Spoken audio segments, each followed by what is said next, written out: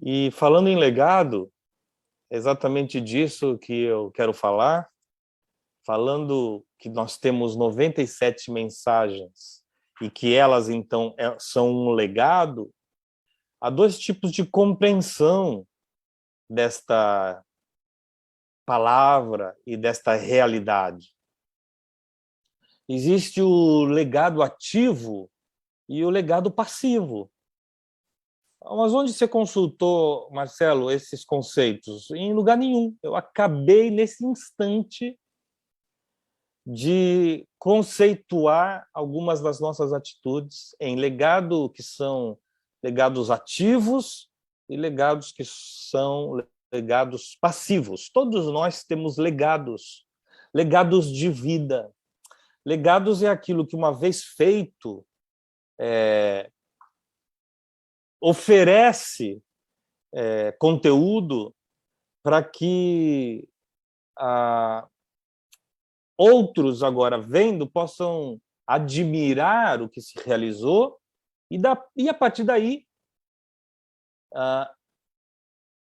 acessar aquilo ou, inspirado naquilo, propiciar coisas melhores ainda adiante.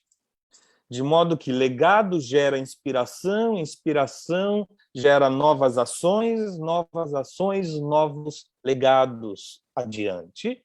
Assim é que a gente vive. Por meio do reviver dos legados. Legado é o contar da nossa história. Legado é aquilo que todo mundo sente de modo impactante quando alguém muito produtivo, seja nas letras ou nas ações, morre. E então você fica diante do legado da pessoa, aquilo que ela deixou. Quando um pai seu morre, você fica só com aquilo que você pode ficar dele, a história dele em você, a história dele nos seus dias, o seu legado. O legado de quando você perde uma mãe, fui recentemente no velório de uma mãe, é extremamente chocante. E ficou ali um, um, um ar, uma atmosfera toda regada do seu legado.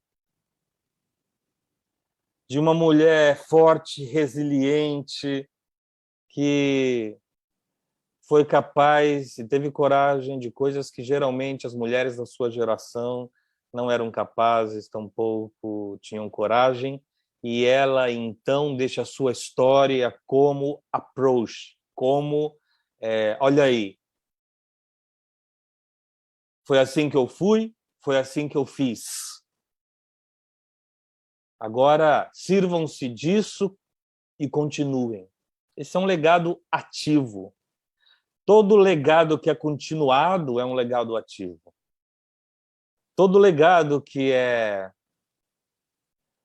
não só mantido, como multiplicado, é um legado ativo. Então, veja que há, então, alguns legados que são legados passivos. Como assim?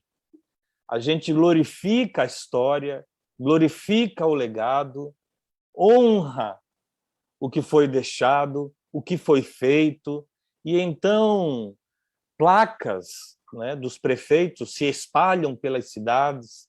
É o seu legado, aquilo que ele construiu. E os legados são passivos quando ninguém mexe neles de novo. Quando ele é admirado, mas não se trabalha mais em função dele. O legado é passivo quando é legado de museu. É legado que a gente guarda, mas que a gente não usa.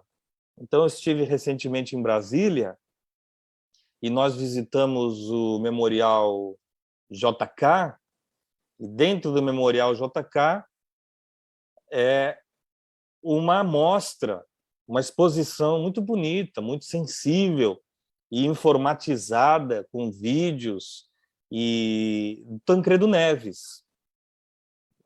E aí você corre assim numa mesa cheia de documentos protegidos por um vidro e você ali vê toda a história da vida dele.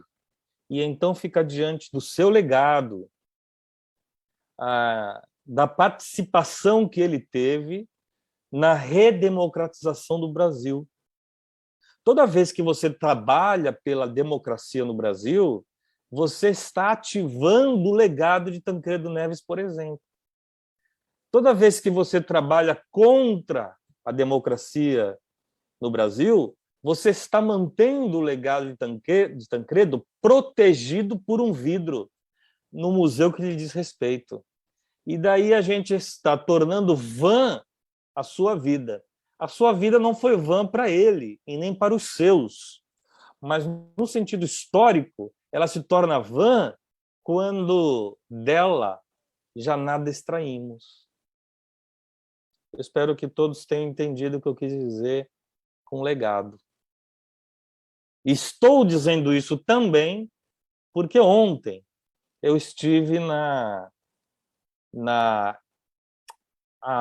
lançamento da Ação do Coração deste ano, a convite do meu amigo muito querido Alexandre Camilo, presidente da Associação Eduardo Furquini, que já é uma das ONGs de Santos que, de fato, mais trabalha durante todo o ano. Alexandre não fica esperando chegar dia 2 de agosto para distribuir corações de pano. Nada disso. Está o ano inteiro dedicado aos necessitados e, em função da pandemia, muito ainda. Ele que me emprestou, que me deu, que me doou umas cestas básicas que precisei dar de maneira urgente durante esse período que a gente tem vivido. O Alexandre fez isso, a Ação do Coração, em função do legado do seu irmão, um ator de teatro que teve esta ideia em Copenhague, na Dinamarca, quando estava vivo, e ali viu eles fazendo a Ação do Coração. Não pôde fazer porque morreu, então veio outro e aí vivificou a sua ideia, o seu legado. E ontem estavam se completando pouco mais de 10 anos, esse é o 11º ano da Ação do Coração. E eu achei interessante que o Alexandre manteve o mesmo tema do ano passado, e o tema no ano passado era a Ação do Coração, nosso legado, nossa história. Dessa maneira. E eu fiquei ouvindo e prestando atenção no desenrolar do tema, no desenvolvimento do tema, e ele passou um vídeo na qual aparece tudo que se realizou ao longo dessa década. E, obviamente, o vídeo não pôde conter tudo, porque tudo é muita coisa. Mas o vídeo estava todo incorporado daquele que é o meu legado dentro do legado dos 10 anos da Ação do Coração, porque eu tive este privilégio, o prazer de levar esse evento público para alguns outros lugares do mundo. E foram feitas ações do coração com as crianças nigerianas, elas e seus vizinhos que não se falavam até este dia, e as crianças senegalesas, na frente de um parque em Londres, e em Madrid, na praça que existe adiante do escritório da Religar. Ali foi feita a Ação do Coração, o escritório da Religar está lá, e a praça onde passam muitos espanhóis que, muito ressabiados, pegavam os corações. Não queriam pegar porque pensavam que tinham que pagar. A gente levou essa ação para o sertão do Brasil também, para Pernambuco, e levamos ano passado para Uganda, lá no nosso campo de refugiados Religar, e para a África do Sul, onde nós temos voluntários Religar. E daí que isso estava ali estabelecido como o currículo da entidade e dos seus representantes. E daí o Alexandre me convidou para subir e para falar um pouco.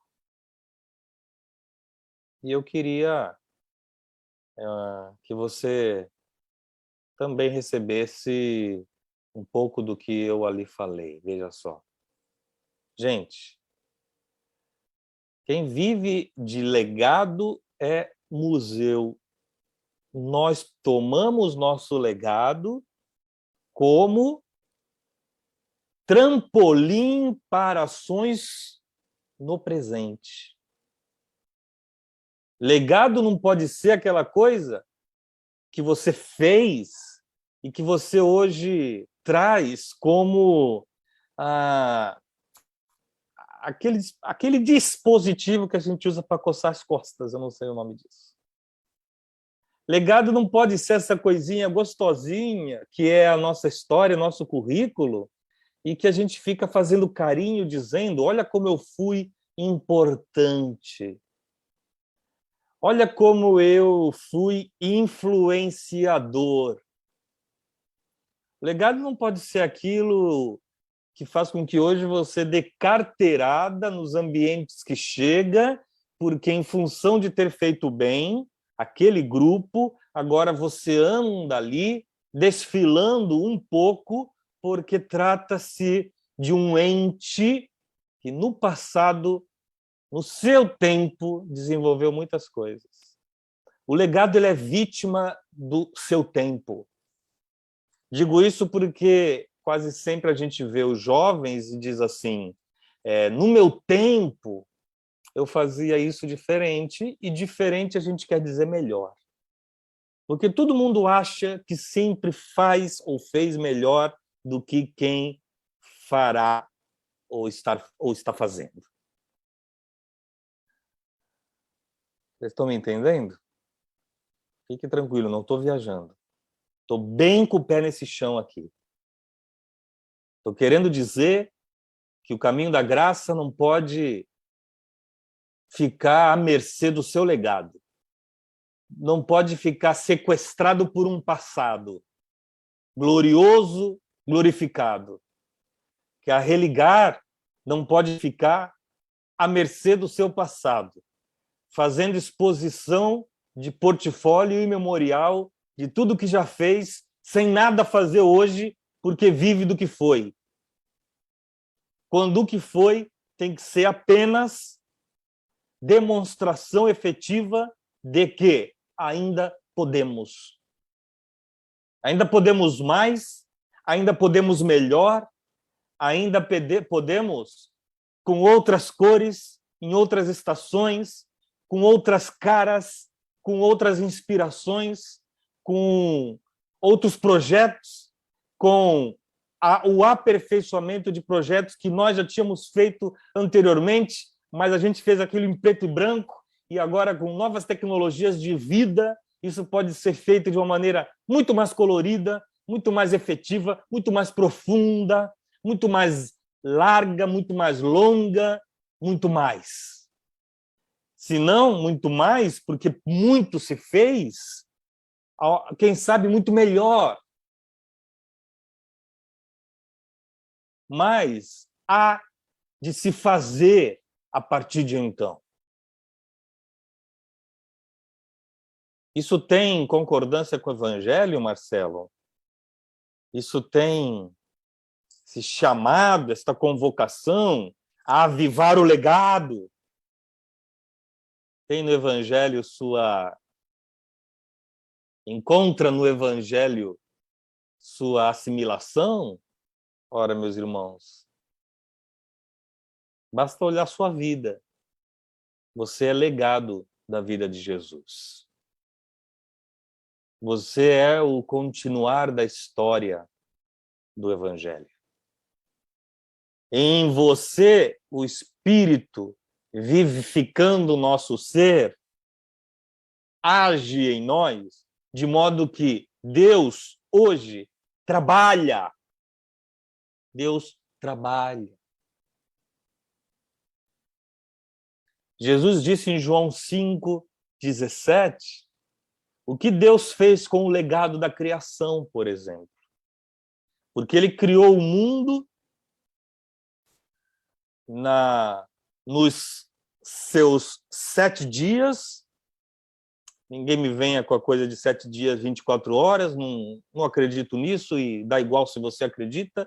Entretanto, ali Deus está dizendo o seguinte: em cada um desses dias, ele trabalhou porque o trabalho de Deus, neste tempo, foi criar.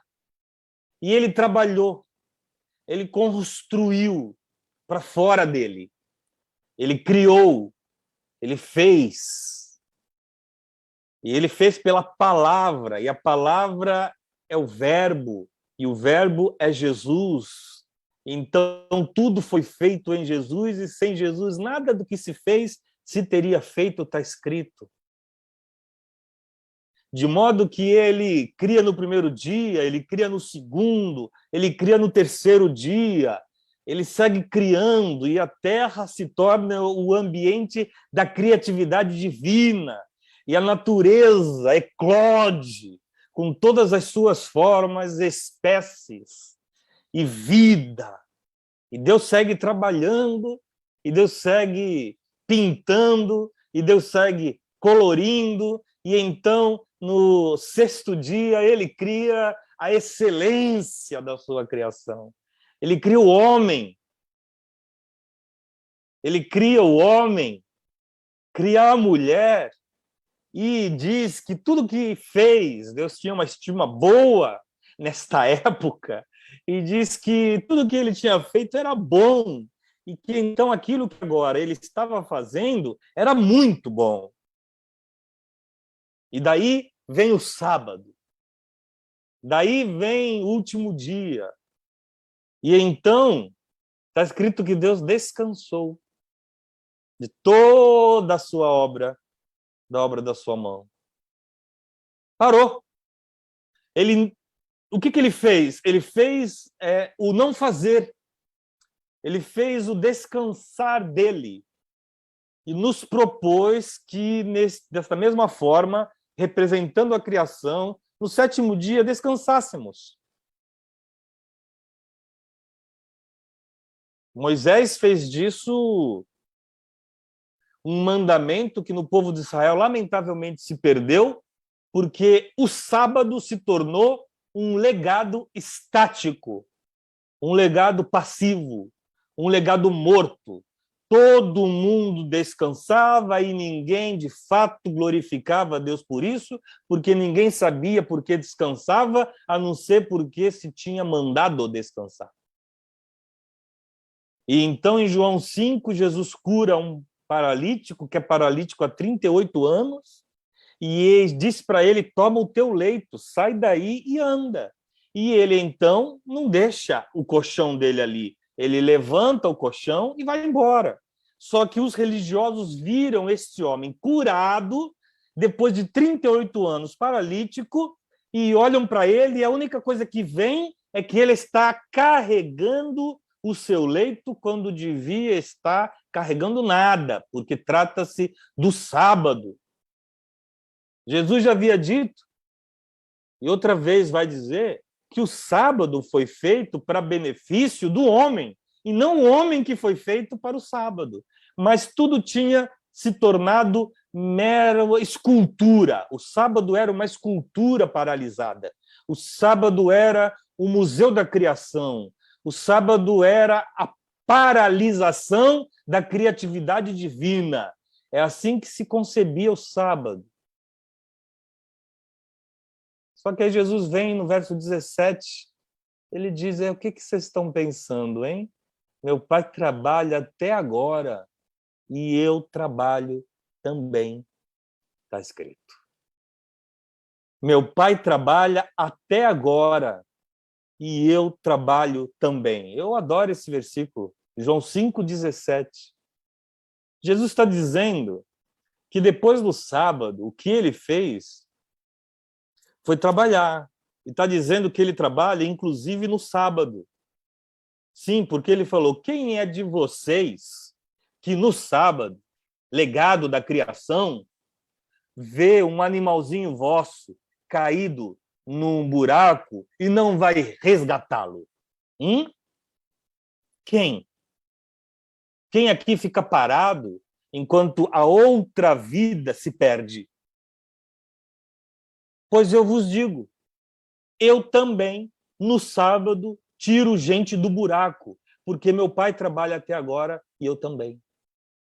Não houve interrupção no trabalho de Deus no mundo, na obra de Deus no mundo, na sua obra redentora, salvadora, criadora, amorosa, misericordiosa e graciosa. Esta obra nunca parou, nunca deu instantes de ausência, nunca houve um parênteses de tempo dentro do qual Deus nada fez e permitiu que o inferno viesse então e trabalhasse tranquilamente. O inferno sempre trabalhou nesse mundo, é verdade, mas com a oposição dos céus. Evidentemente, houve momentos que o inferno ganhou mais liberdade de atuação, e aí a gente viu acontecer nesse planeta coisas catastróficas, horrendas, quando o pior do ser humano se torna o grande inferno da criação, já que o ser humano se distanciou dos legados da criação. Veja, estou dizendo isso porque ontem e hoje eu e Sabrina vimos um filme que está no streaming da Netflix, O Bombardeio, e trata-se do bombardeio de um quartel e ao lado tinha uma escola comandada por freiras, uma escola católica, em Copenhague, na Dinamarca, durante os últimos meses da Segunda Guerra Mundial. E os ingleses foram bombardear o quartel nazista e deu tudo errado. E as crianças ficaram vulneráveis ao bombardeio. E Sabrina do meu lado, que entra dentro dos filmes de uma forma que eu não entendo, mas ela torce e sofre assistindo, torcendo para que cada criança fosse salva daquele bombardeio. Estou tomando cuidado para não dar spoilers aqui, porque recomendo o filme. Recomendo especialmente porque há uma lição importantíssima no filme e muito bem discreta.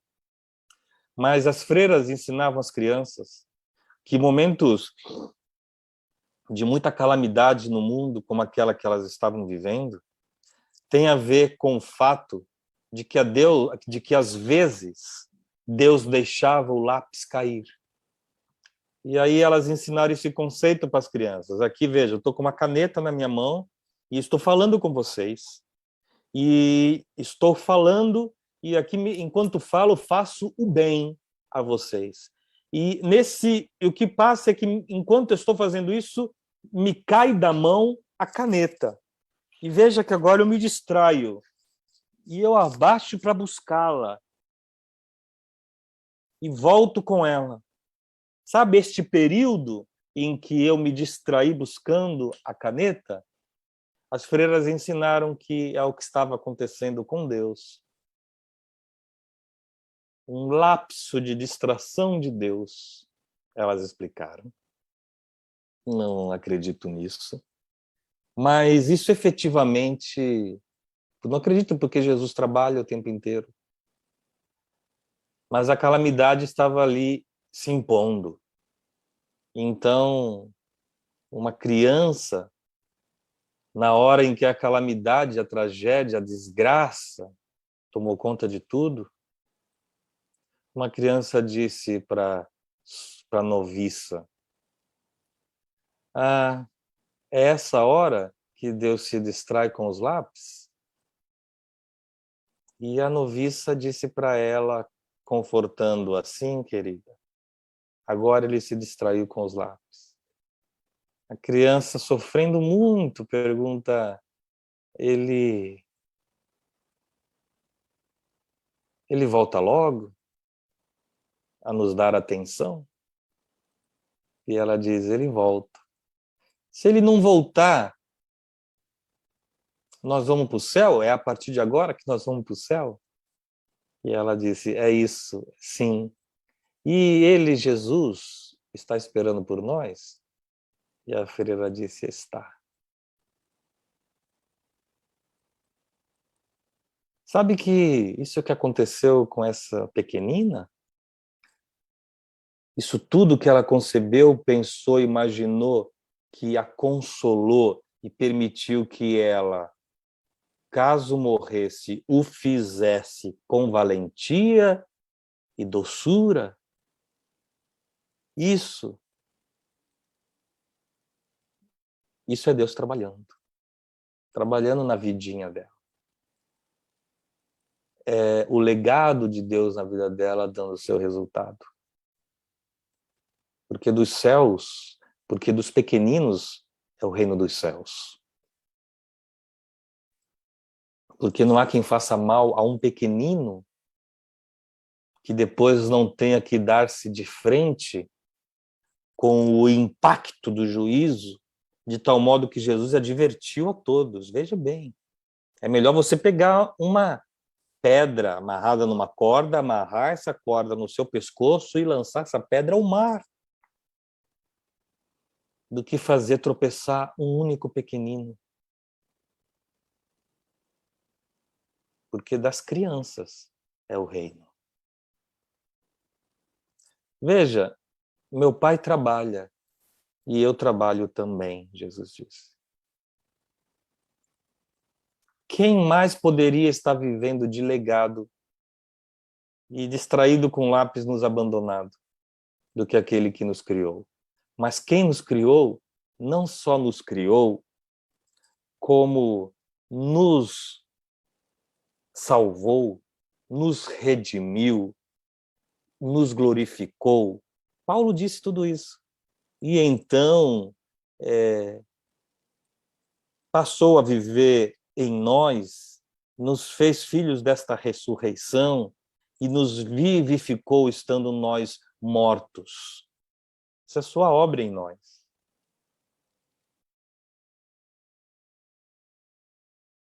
Você crê nisso? Você crê que Deus está distraído com os lápis que deixou cair no chão? Você crê que Deus parou no sábado? Ou você tem convicção de que às vezes até sobre certa timidez Deus segue trabalhando, de que Deus não para? Tem gente que não aceita alguns aspectos evolutivos da criação, né? Não vou falar nem a palavra evolução, vão me chamar de incrédulo. Mas tem gente que não aceita que melhorou um monte de espécies. Claro, porque uma vez tendo criado, Deus não parou, Deus continuou trabalhando. Meu pai trabalha até agora. Por isso que o Guilherme estava vendo hoje aqui na TV, um bichinho invertebrado do nada foi dar num tubarão. O grande monstro dos oceanos. Porque meu pai trabalha até agora.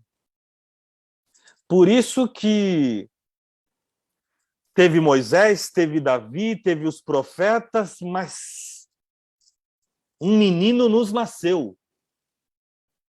Um filho se nos deu.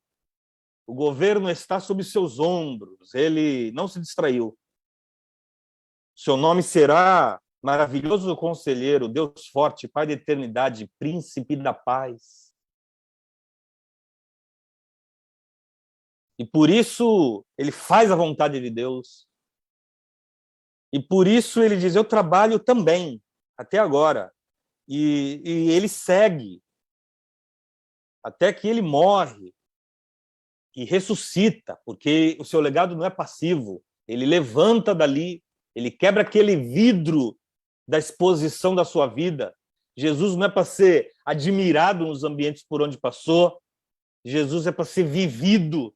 Isso aqui não é um cardápio para ser olhado. O evangelho é para ser comido. é para ser experimentado, refletido e então introjetado. E aí eu sou desafiado a mudar. E eu que sou essa coisa tosca, posso carregar em mim excelência de Deus. Sim, está escrito. Sou vaso de barro que carrega o tesouro dentro. Sou essa carne por fora, entretanto Deus pode viver em mim. Eu tenho um legado, já foi deixado. Tu diz que vive parte do que ele faz com o meu legado. Eu tenho o legado de ter criado o Caminho da Graça Santos. Eu tenho o legado de ter fundado essa estação. Eu tenho um legado de mais de 40 estações, meu irmão. Nunca paro para pensar nisso. Porque não é para viver de legados, é para tomá-los como semente e todo dia gotejar, regar, para que aquilo dê novos frutos. Então, eu admito certo cansaço, porque enfiei a cara e senti o calor do inferno no rosto, porque meti o pé aonde tinha um monte de desgraça acontecendo, porque olhei para o abismo e, como disse o filósofo Nietzsche, não há quem olhe para o abismo e o abismo não olhe para a pessoa também.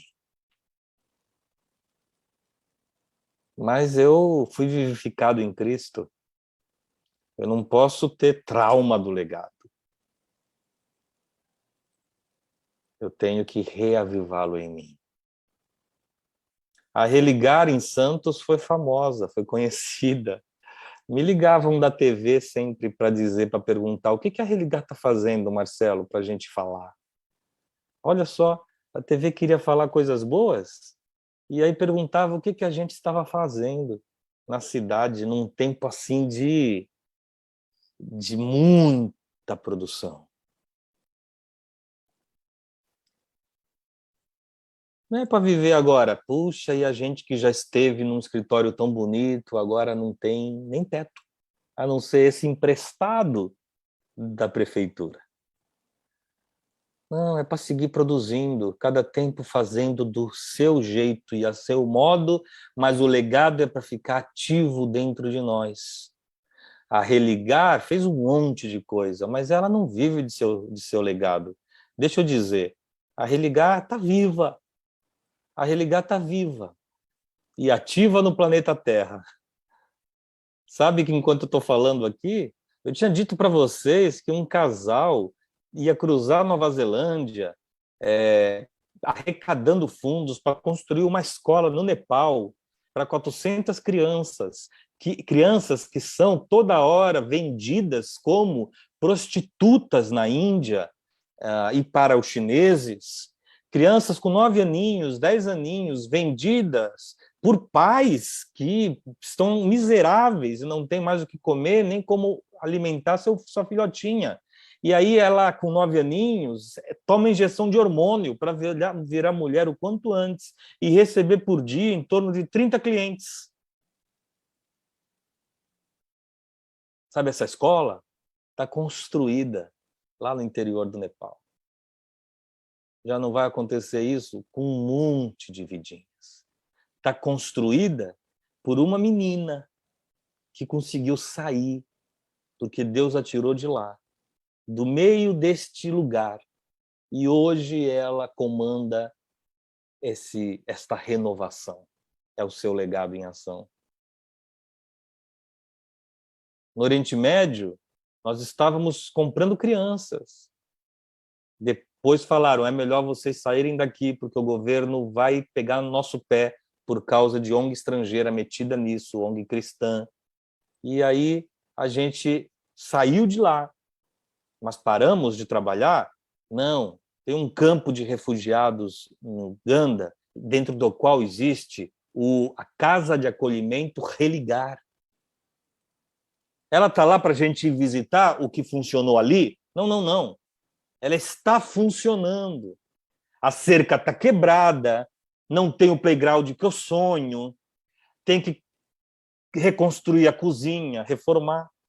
Os presbiterianos agora no Brasil conseguiram dinheiro para a cozinha e eu fui pedir para construir o playground, mas a cerca que caiu exige nossa atenção. Olha só, tá tudo quebrado lá. É porque está sendo usado, você entende? Não está quebrado porque ficou no passado. Está quebrado porque está sendo usado. É tão bom quando tem um brinquedo quebrado, não porque ele foi abandonado pela infância roubada, mas porque ele está sendo usado por uma criança desajeitada. Esse é o legado ativo. Convido você a pegar a sua vida, colocar diante de Deus, para que o seu legado não seja obra do passado, mas fruto do presente. E está falando com você alguém que não tem motivação física e mental para muita coisa, mas que não morreu ainda. Eu não morri ainda. Coisas lindas podem acontecer na vida de quem se coloca no altar do Deus Criador, porque ele continua criando por seu intermédio. Viu? Tá bom? Era isso. Você crê nisso? Você crê